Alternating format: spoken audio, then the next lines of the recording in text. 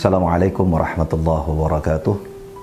Bismillah, alhamdulillah, wassalatu wassalamu ala rasulillah Sayyidina Muhammad ibn Abdillah wa ala alihi wa sahbihi wa wawalah. Subhanaka la ilma lana illa ma 'allamtana innaka antal alimul hakim wa la hawla wa la quwwata illa billahil aliyyil azim. Wa ba'd. Faqad qala Allah ta'ala a'udzu billahi minasy syaithanir rajim. Iqra bismi rabbikal ladzi khalaq khalaqal insana min 'alaq. Iqra wa rabbukal akramul ladzi 'allama bil qalam 'allamal insana ma lam ya'lam. Sadaqallahul azim wa sadaqa rasuluhun nabiyyul karim wa nahnu ala dzalika minasy syahidin wasyakirin walhamdulillahi rabbil alamin. Hadratal mukarramin wal muhtaramin, ma'asyiral muslimin wal muslimat, pemirsa Nahnu TV yang mudah-mudahan Allah Subhanahu wa taala senantiasa merahmati kita semuanya.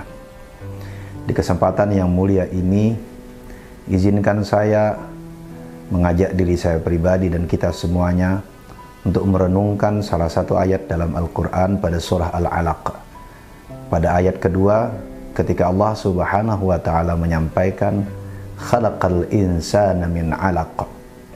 Allah menciptakan manusia dari Al-Alaq.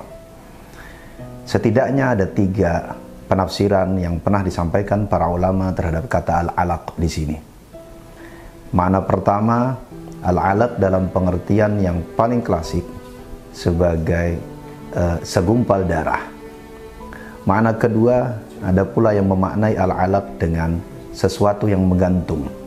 Pemaknaan yang lebih kontemporer yang merujuk kepada hasil pertemuan sperma dan sel telur yang lalu kemudian menjadi embrio yang menggantung di rahim seorang perempuan. Dan makna ketiga, Al-Alaq dimaknai sebagai hakikat atau bawaan nilai azali bawaan manusia sebagai makhluk yang selalu tergantung kepada orang lain dan tergantung kepada Allah Subhanahu wa ta'ala. Izinkan saya pada kesempatan ini untuk mengajak diri saya pribadi dan kita semua untuk merenungi makna ketiga yang disampaikan oleh para ulama ini tadi. Khalaqal insana min 'alaq. Maka pada sejatinya manusia itu sejak dia diciptakan oleh Allah Subhanahu wa taala, makhluk yang memiliki ketergantungan kepada makhluk yang lain. Ketergantungan dalam pengertian yang seluas-luasnya, bahwa tidak ada orang yang bisa hidup sendirian. Kita senantiasa berharap kepada pertolongan orang lain, baik secara langsung tidak langsung, kita minta atau tidak kita minta, atau kita sadari ataupun tidak kita sadari. Bahkan pada sesuatu yang melekat di dalam diri kita, sebenarnya kita selalu menggantungkan diri kita kepada orang lain.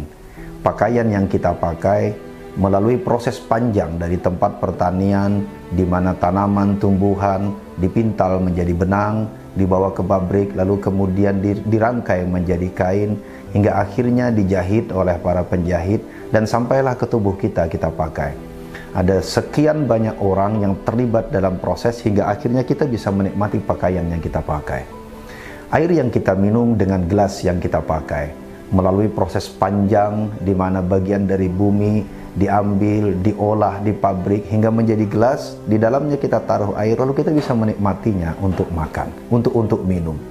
Demikian pula makanan yang kita nikmati, dia melewati proses panjang dari lahan-lahan pertanian, dipanen, diolah, hingga akhirnya menjadi beras, ditanak menjadi nasi, lewat perangkat-perangkat, alat tanah, alat masak yang juga datang dari pabrik. Pendeknya, dari apa yang kita jalani sebenarnya, kita maui atau tidak, kita sadari atau tidak, kita senantiasa tergantung kepada banyak orang di sekitar kita. Dan lagi, Nabi Shallallahu Alaihi Wasallam lalu kemudian mengingatkan, ketergantungan kita itu kadang tanpa kita sadari, kata Nabi, innama tunsaru bid-du'afa. Sesungguhnya kita tertolong karena orang-orang lemah. Orang-orang lemah yang kita tidak kenal mereka, bekerja di tempat-tempat yang jauh, bekerja di tempat-tempat yang terpencil, dengan penghasilan yang terbatas, tapi dengan pertolongan mereka lah, maka lalu kemudian kita bisa menikmati dan menjalani kehidupan.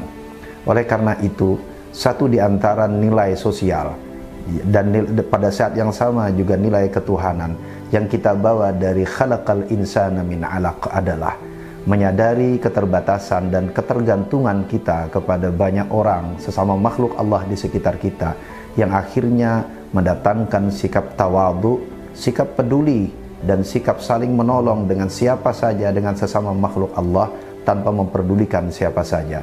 Sikap ini mendapatkan momentumnya di Ramadan, di mana Nabi menaikkan tingkat kedermawanan Nabi meningkat, dan pada saat yang sama kita juga bisa meneladani menaiknya keteladanan Nabi itu sebagai bukti kesadaran kita sebagai makhluk yang diciptakan Allah dengan hakikat azali yang selalu tergantung dengan makhluk yang lain. Mudah-mudahan Allah Subhanahu wa Ta'ala senantiasa memberikan petunjuk dan membimbing kita untuk selalu merasakan kehadiran orang lain dalam setiap perjalanan kehidupan kita, untuk selalu memberikan kepada kita kemampuan untuk peduli, saling membuka diri, dan saling menolong dengan sesama makhluknya Allah Subhanahu wa Ta'ala. Mudah-mudahan Allah Subhanahu wa Ta'ala merahmati kita semuanya di bulan ini dan pada waktu-waktu selanjutnya. Terima kasih. Wallahu a'lam bis-shawab, wallahu al-muwaffiq ila aqwamit thariq. Assalamualaikum warahmatullahi wabarakatuh.